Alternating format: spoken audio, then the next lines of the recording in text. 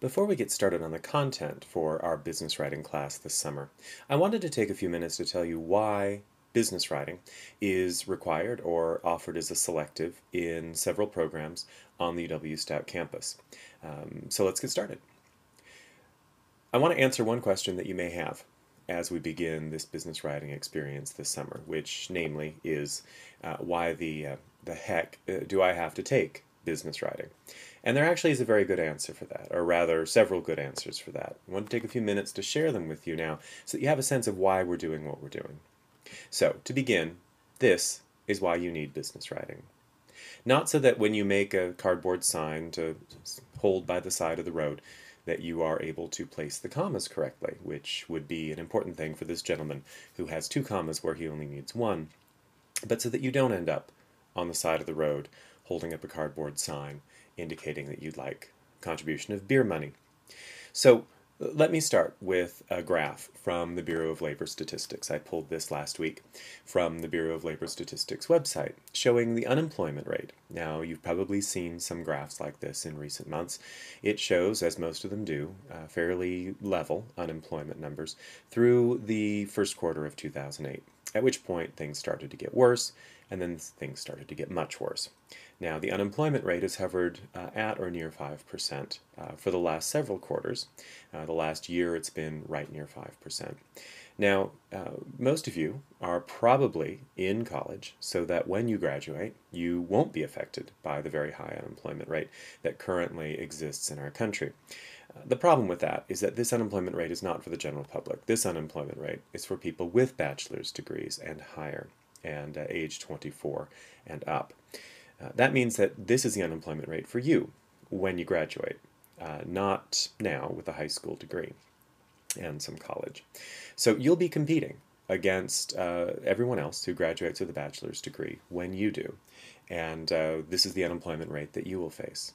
So how do you differentiate yourself? How do you make yourself more competitive in the job market? And one way you can do that is to pay attention to what employers say they're looking for in job candidates. How important are the skills that you will learn during this semester to your future career? Well, the answer is they're actually quite important.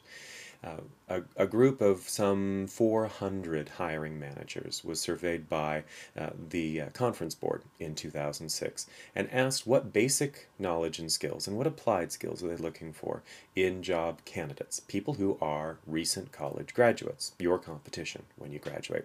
They were given a choice of the list of basic knowledge or skills on the left side and the applied skills, things that they want people to be able to do in the workplace on the right side. And the numbers that they came up with when they asked people to prioritize what was most important might surprise you. In terms of the skills, the basic skills they're looking for from recent 4-year college graduates, the absolute top 3 were writing and reading related, the very things we're going to be working on over the course of this semester. 90% were looking for competence in writing English, 88% in general competence in English language, and 87% in reading comprehension. Look how far above mathematics and science these numbers are.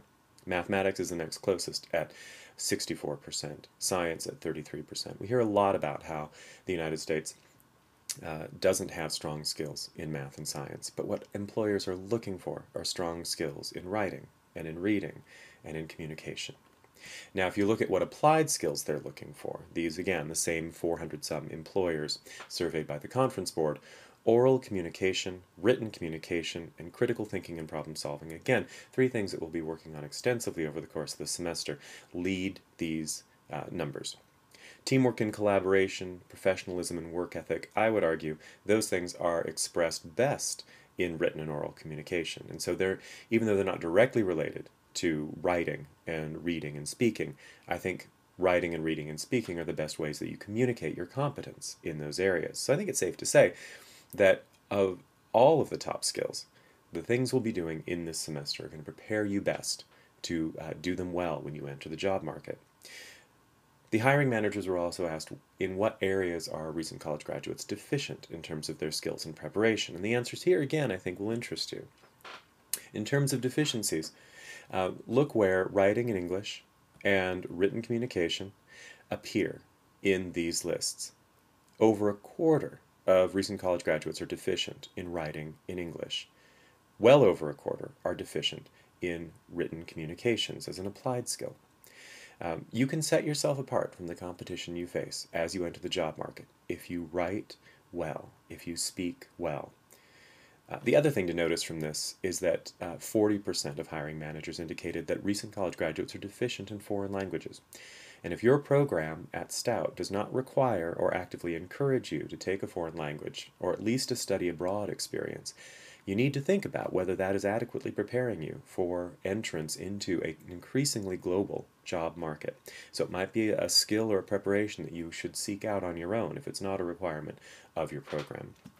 If you're interested in more depressing information about how unprepared recent college graduates are to enter the job market, here's where to find the full report called Are They Really Ready to Work, offered by the Conference Board, available at that URL.